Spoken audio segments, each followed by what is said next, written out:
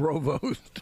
David Shaw. I'm discombobulated here trying to get all this stuff together. Yeah, well, you got to be discombobulated, all the things you're going through this morning, trying to get everything working. So, Dr. Shaw, it's always a pleasure, sir. It's good to have you again. How are you? Paul, it's great to be here, and as long as you call me to supper, you can call me anything else you want to. Well, then we get to some problems there with titles that you got to live up to, but one way or the other, I'm looking forward to, and I know a lot of people are looking forward to hearing what you're going to be talking about during the 72nd annual MEC visits today, or all the stuff that's going on there today. What's some of your title? What's some of your speech today? Or your speech today? Well, my part of the panel is going to be focused on cybersecurity and the academic programs that we have here in the state, and the way that we're having an impact not only here in the state but also nationally. And we'll be talking about academic programs that are not just focused at any one level. We've been having some great partnerships in the state for K-12 education in cyber, as well as a partnership that we have that I'm really looking forward to talking about with Keesler Air Force Base and the work that they're doing in cybersecurity from an educational standpoint. Mississippi State has been doing some phenomenal work, and we've been nationally and even internationally recognized both on the research and on the academic side. When you start talking about data coding and how we're doing in the schools, introducing it to the schools, and I know C-SPAR has done a great job on this one, do you think we're behind or probably at par with other school or other states on what we're doing as far as schools and our curriculum? I think we were significantly behind until a lot of the great work that, and as you mentioned, C-SPAR has been a great partner and a real leader in this area. And I think we have caught up quickly, and we've received a lot of national attention in the work that we're doing in K-12 education, both on the coding side and then separately on the cybersecurity side.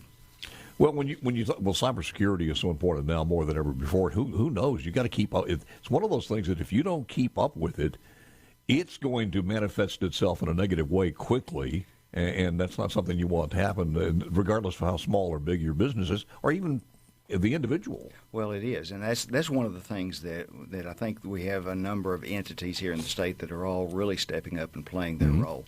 The conversation that really started with Keesler Air Force Base, for example, they have instructors that are in the classroom 40 hours a week providing instruction. And as we all know, cybersecurity just from semester to semester changes dramatically.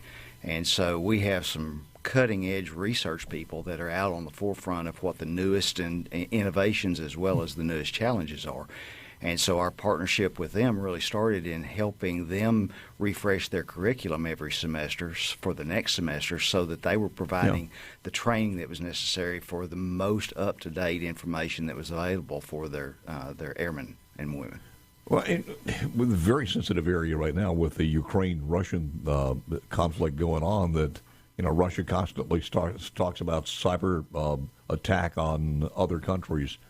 So we never know when that's going to happen or how it's going to happen, everything else. But in this particular case, software is never up to date. It's always changing, is it not? That's it. That's exactly right. And I think that's why it's so important that we develop a really robust workforce, because this is one of those that's not going away, and it's ever evolving. And so the need for continually updating is absolutely critical for our nation's infrastructure as well as just for our way of life.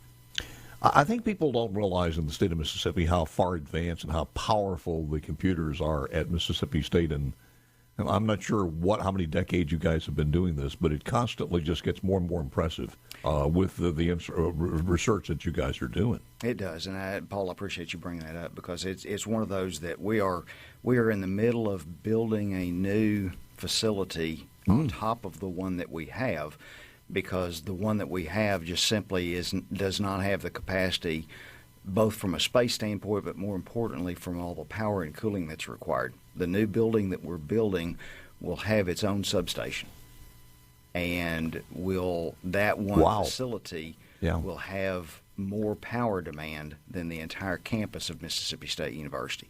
And so that's the level of power of computing that we have there in Starkville.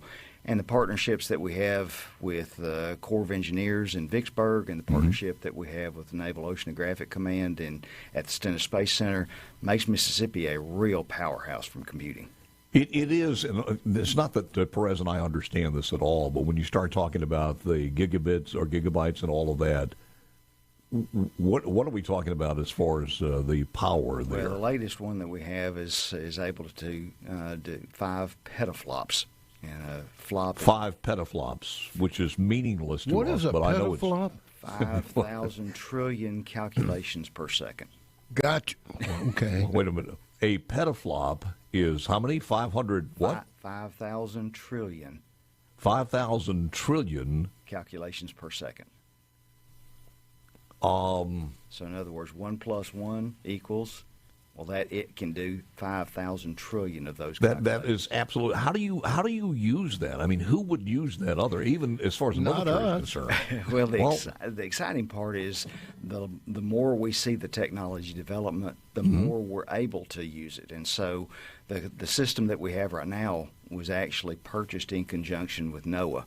And so all of NOAA's research to develop new hurricane models, to develop new severe storm, to predict flooding better, all of the research behind the advances that we're seeing happen at that machine right there in Starkville, Mississippi. It's got to be a tremendously exciting time because the input you need data to input in there. That brain needs data to make a decision or to make those calculations, and we've got more sources to put that data in. But it's something that powerful. Do you always look for stuff to feed it? I mean, how do you keep that fed? Well, the interesting thing that you're bringing up there is we're actually at a moment in time when we're drowning in data. You know, if you think about just the information that your cell phone in your pocket is developing every moment of every day, it's what you do with that data, and that's what our computing systems are all about. Is how can you take, for example, we have a great partnership with a company over on the Eastern Seaboard that is looking at how can you develop information from data that's coming in from industrial systems to be able to better predict when you need to change the oil or when you need to replace a part or things like that, so that you can develop a means of being able to much better predict and to be able to much better maintain the infrastructure that we have.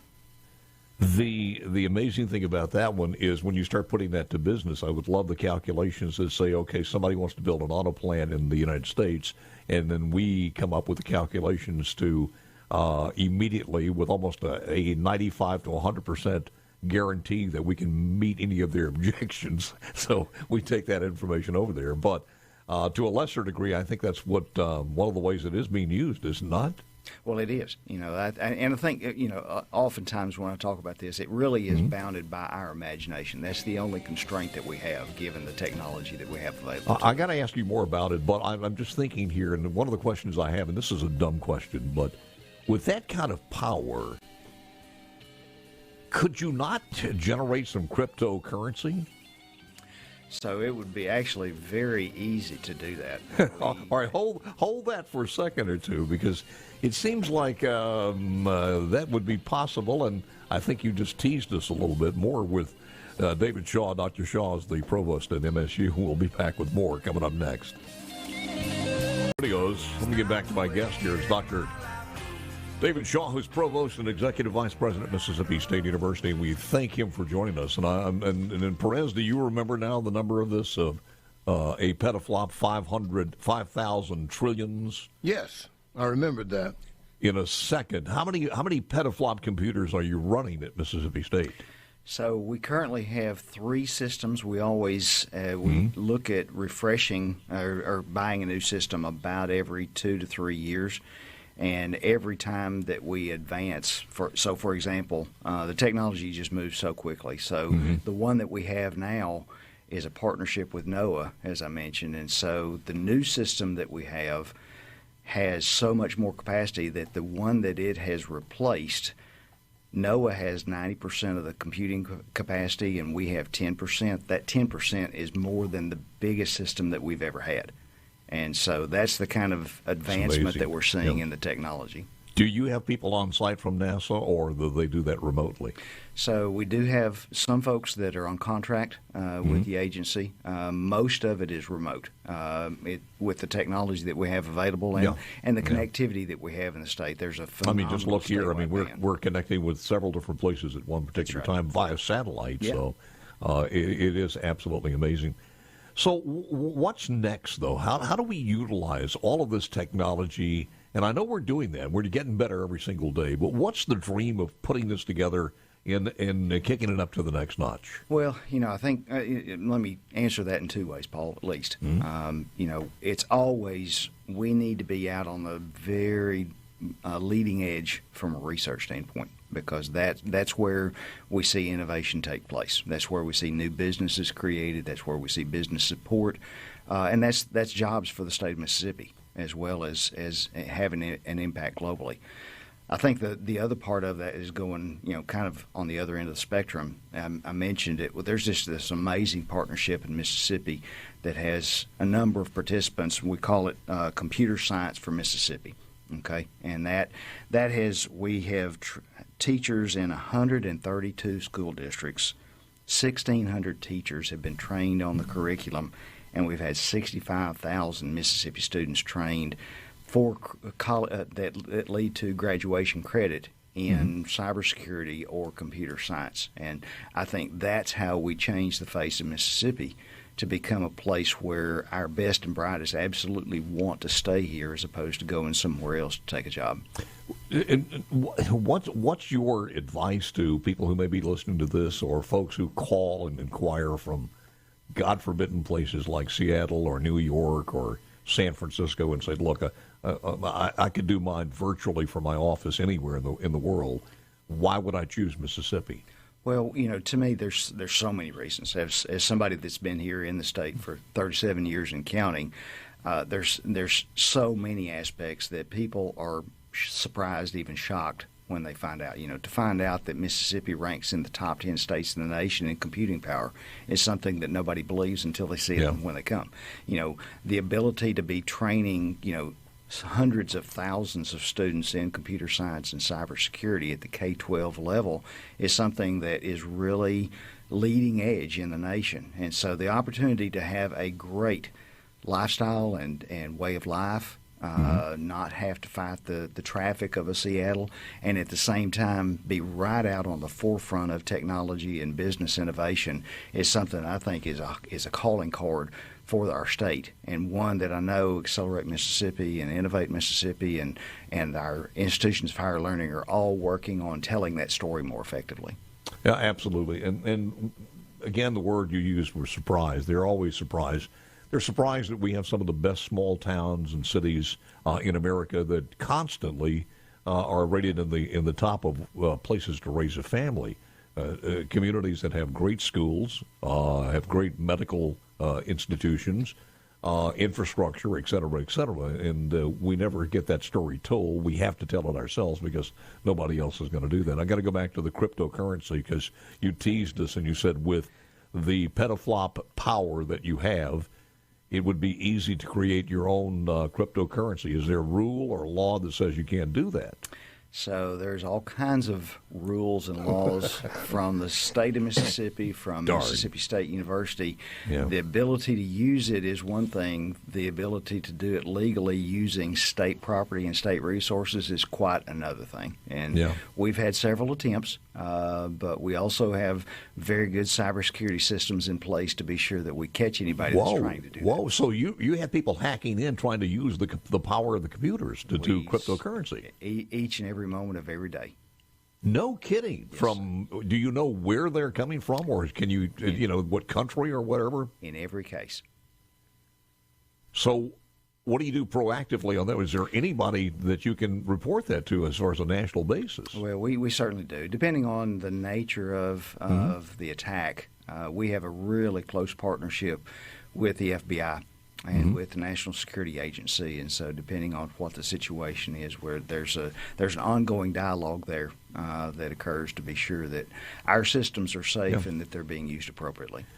We've talked about this a lot, especially when the C-SPAR guys have joined us. We talk about this just the incredible opportunity for these kids today, and they need to start formulating this when they're ninth, 10th grade, to look about data, to look into this as far as cybersecurity, data coding, whatever it happens to be in the world of technology.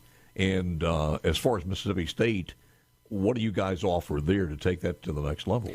Well, I think part of what we are really focusing on, and you say 9th and 10th grade, and that's right, but we're really wanting to drive this down so that kids in grade school are getting exposed to this so that they can begin to see themselves. And so the opportunity to work with, various kinds of hosting events where kids come in, but also sending our people out to schools to be able to help them understand that this is something that is, I won't say easy, but something that so many people can do if they will begin to see themselves and see a career that's developing in that. So part of it is really that exposure all the way down to the grade school level to be sure that kids are beginning to think about that and then taking the classes that they need to be sure that they're ready for that. I think the next part from our standpoint is really thinking about what the cutting edge is from an academic program standpoint. Just this last year, we had a new cybersecurity degree program that we established, as well as a certificate program. And so we're always looking to innovate our own curriculum as well as working with others to be sure that we're seeing the innovation take place in the classroom, and that really has led to, just within the last 10 years, we've seen. Are we doing that? Are we modifying that or improving that situation where these kids are being able to take that from elementary to middle school to high school, so they're even better prepared? Yeah, that's what this Cyber for Mississippi program is really all about, is making sure that we're doing. And we have a great partnership with the community college as well. I don't need to leave that out because they have been a great partnership on that front as well. Well, just a final question here is how can we use this as far as baseball analytics when you got that much pedoflop power? It's really all in the coding.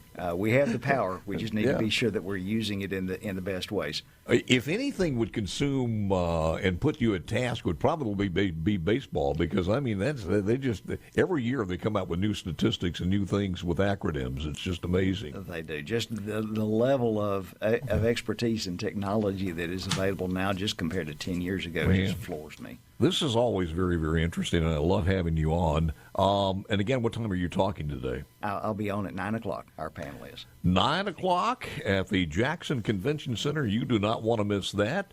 Dr. David Shaw, Provost. Wow. It's written up here that way, and every time I look over here, I say that. I do apologize, sir. It's the medication. It's always a pleasure to have you. Oh, now you're going for the old medication joke. I'm doing like Biden. I'm blaming everything. I think it's Putin. I believe it's Putin. Putin's done it to me. Anything that you can take advantage of. You absolutely are right about that one. Well, again, thank you, sir, very, very much. And I know everybody's looking forward to hearing your speech at 9 o'clock. Well, thank you, Paul. It's great to see Jackson you as well. Convention Center. Good to see you, sir. Able to be together in look forward. Me too, and look forward to be back on campus at Mississippi State, hopefully, or in the Golden Triangle.